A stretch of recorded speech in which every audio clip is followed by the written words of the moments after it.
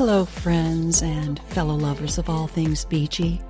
Welcome to The Beach Speaks, the podcast that shares stories about the beach and our connection to it. I'm your host and beach lover, Paige Friend, helping you reconnect with the beach, return to your soul, and reimagine your life. So grab a cool drink, relax in your beach chair, stick your toes in the sand, and enjoy this episode of The Beach Speaks.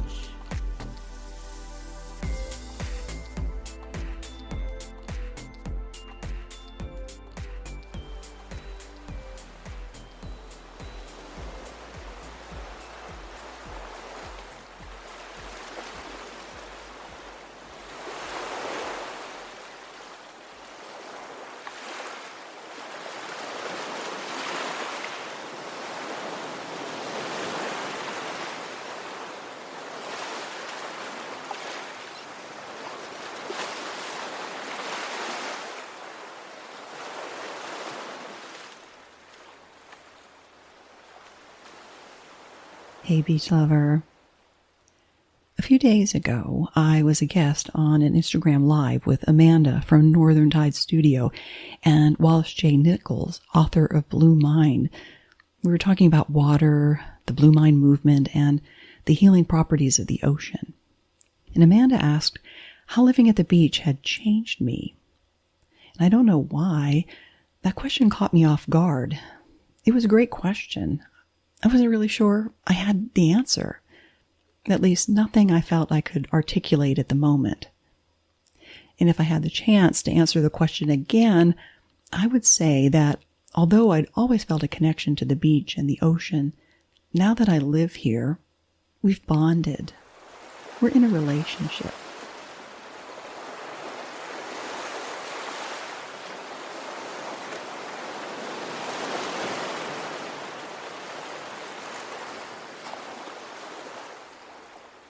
In 2020, when the world took a collective pause, I had a lot of time to sit at the beach alone, to listen and think about the podcast and how I wanted it to grow.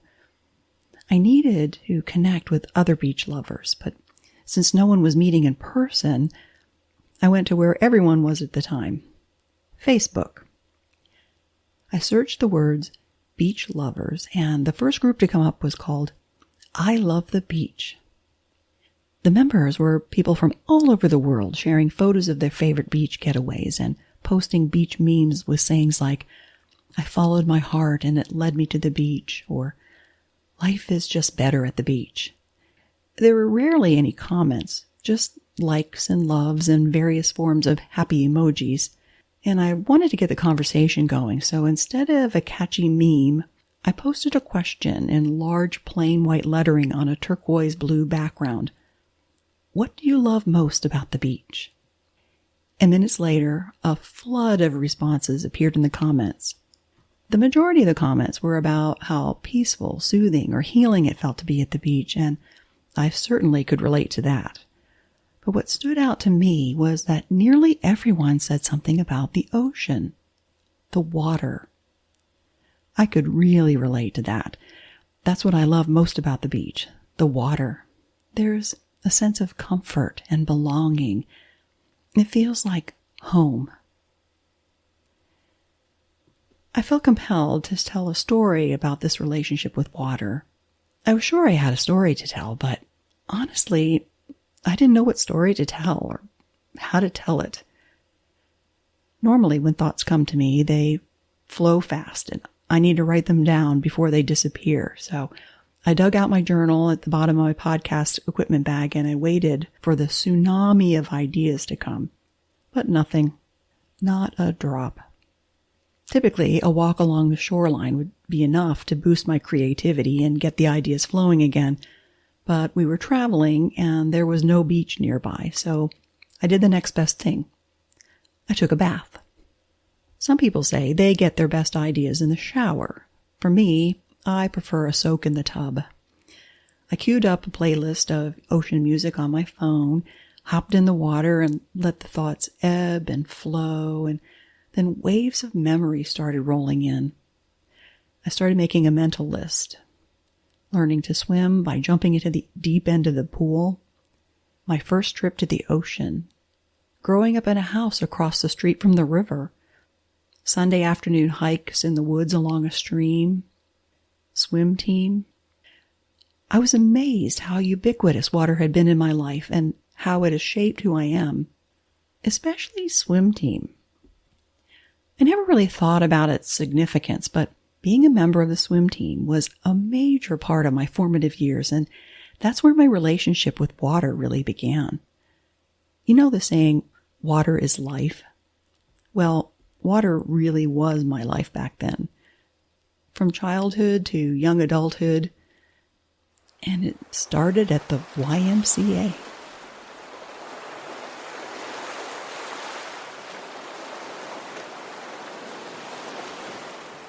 When I was in 4th grade, my brother, a first grader, joined the YMCA swim team. My mother said it was essentially so that he could learn how to swim. It was like glorified swimming lessons. Now, I already knew how to swim, so I didn't think much about it. Until one cold and dreary Saturday afternoon, I agreed to go with my mother to watch my brother swim practice. Not that I was particularly interested. It was just one of those typical midwinter days in Pennsylvania where the once hard-packed, sparkly white snow that would have been perfect for sledding had turned into gray slush, and I was bored. I put on my puffy ski jacket and fleece-lined snow boots and sloshed through the melted snow a whole 3 blocks to the YMCA, a 2-story brick building with the iconic black and red Y painted on the double glass doors at the entrance. The pool was on the bottom level of the building, and I remember feeling as we walked down the stairs like we were going into the basement. And if it wasn't for the smell of chlorine, you wouldn't think there was a pool down there at all. I followed my mother down a narrow hallway that led to the pool, then kicking the slush off my boots on a mat by the door and went in. To the left, there were 3 rows of rickety wooden risers along the wall where a handful of moms were sitting quietly with a vague look of interest in what their kids were doing in the water. The pool was really small, 3 feet at one end and dropping to 10 feet at the other, but it had only 4 lanes, and the length of the pool was only 20 yards instead of the standard 25. And I remember the deck was like a slippery greenish blue tile. The air was stale, warm, muggy. It felt like being in a lukewarm sauna with a heavy aroma of chlorine. And as I sat on the bench watching my skinny 6-year-old brother struggling to make it from one end of the pool to the other, just one lap, windmilling his arms and kicking his feet furiously to keep his body from sinking, while the waves of the other swimmers splashed over his face as he struggled to catch a breath, I turned to my mother and said, "This is swim team? Sign me up." The water was calling me. I couldn't wait to dive in, like a dolphin in the ebb and flow of the waves, moving gracefully down the length of the pool, confident that I could keep up with the more experienced swimmers. Initially, I thought I knew how to swim, but there was a lot more to learn when you're competing. Racing starts off a block, flip turns, bilateral breathing. I was determined to master all the strokes, freestyle, backstroke, butterfly, and breaststroke, but the only one I could manage to execute with any kind of ease and speed was freestyle. So from 4th grade through middle school, my main event was the 50-yard free, a sprint one length of the pool and back. It's a fast race, and it goes a little like this. Get a quick start off the block, dive in, hold your breath. Move as fast as you can through the water, alternating left and right arms, reaching out to scoop a handful of water and push it behind you in sync with your legs, kicking with the speed of a motorboat, creating a wake behind you. And when you're a body length from the wall, you catch a quick breath of air before rolling forward and flipping your legs over as fast as you can, propelling yourself like a torpedo off the wall with your feet, and then sprint to the end. When you get to the last few yards, you look underwater for the wall ahead and time your last stroke so that when you make your final reach, your fingertips touch the wall like an arrow hitting the bullseye. It all happens so fast, and the separation between first, second, and third can be a matter of tenths of a second. And for the most part, I really enjoyed being a sprinter. It was nice only to have 2 lengths of the pool to swim and be done, but sometimes it felt like it went too fast, considering the long hours spent training in the water for a race that lasted about 30 seconds. My first year of swimming for the high school team began with a preseason invitational meet. This was where everyone had to swim an event opposite of what they usually would. And since I'd always been a freestyle sprinter, I assumed that meant I would be asked to do something other than freestyle, like the 50-yard butterfly or 50-yard backstroke. A week before this meet, our coach had us all gathered together at the pool deck after practice, and I remember shivering, sitting in a wet bathing suit on the cold tile, nervously waiting to learn what event I had been assigned to swim. He read off all the names for the 50 and 100-yard events, and I wasn't called for any of those. Then he went through the mid-length 200-yard events, and he still had not called my name. At this time, I was panicking. Had I been cut from the team already? The season hadn't even started. There was one more event left, the one I never imagined I would ever swim. I heard him say, "Paige, I've got you leading the lineup for the 500 free." I was excited to hear my name called, but then a sense of dread sunk to the pit of my stomach because this meant that instead of racing 2 laps of the pool like I was used to, I would have to do 20. That week following up to the meet, when everyone else was done with practice, I stayed in the water to swim an extra 500 yards, thinking at the time that the longer your event, the more yards you had to practice in the pool. And the longer I stayed in the water, the easier it was to shift my mindset so that when it was finally my turn to race, all that pressure to sprint, to go, go, go, was gone.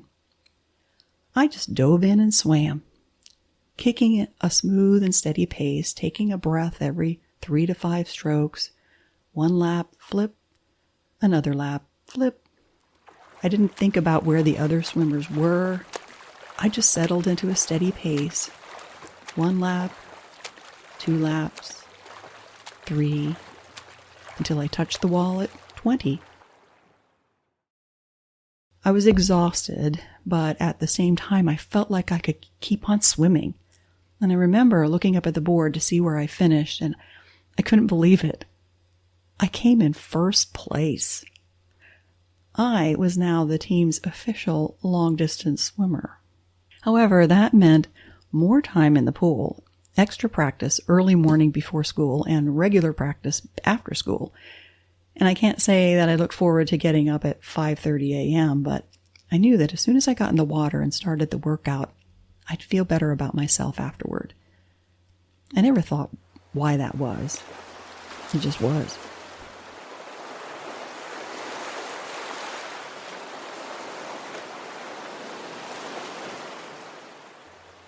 My whole social life and identity revolved around my relationship with water. All my close friends were swimmers, and if we weren't in the pool, we were hanging out at the pool. Our team won district championship all 4 years I competed in high school, and both my junior and senior years, I was women's district champion in the 500. Senior year, I won our high school Scholar Athlete Award. Yeah, I had my share of teenage doubts about who I was and who I wanted to be in my life, but in the water, I knew who I was. I was a champion.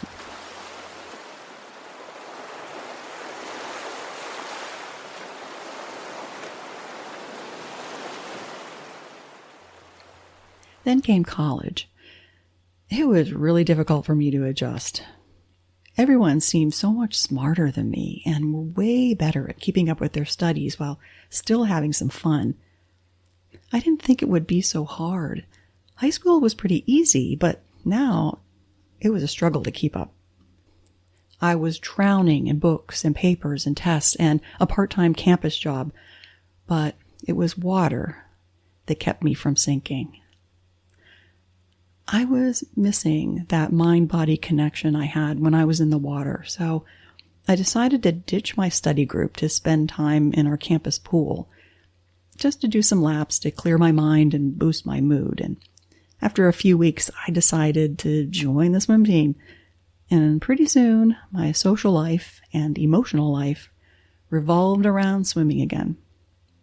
I was voted co-captain of the team along with my best friend Martha, and I cheerfully volunteered to swim the long-distance events, the 500, the 1,000, and the 1,650, or what we call the swimmer's mile. My mood and my mindset began to shift. If I could go the distance in the pool, I could certainly do the same in my studies. I could keep up. After college, I didn't compete in swimming anymore, but I always made an effort to be in or near water. I especially looked forward to our annual family vacations at the beach. And when I moved to Florida, first Tampa and then Orlando, I didn't think about it at the time, but all 3 homes we had lived in had a backyard next to a pond, and the beach was just a few hours away, so it wasn't too difficult to get some sand, sun, and surf when I really needed it. Fast forward to now, where the beach is my home and the ocean is part of my everyday life. I go there to meditate and get grounded, and when I need a boost of energy and creativity, I go for a walk along the shoreline. And now that I have this podcast, I'm so grateful that I get to share these moments with you. And I have a lot more to share about my water-related adventures, but I'll save those stories for future episodes. Until then, empty your mind, be formless, shapeless, like water. Be water, my friend. The beach is speaking.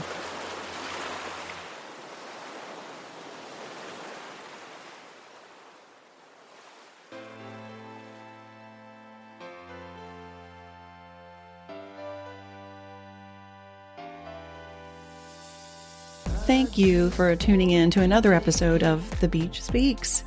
If you enjoyed what you heard, please spread the beachy vibes and share it with a friend. Because, let's be honest, who doesn't want more beach in their lives? And if more beach is what you crave, go to thebeachspeaks.com and sign up for my newsletter.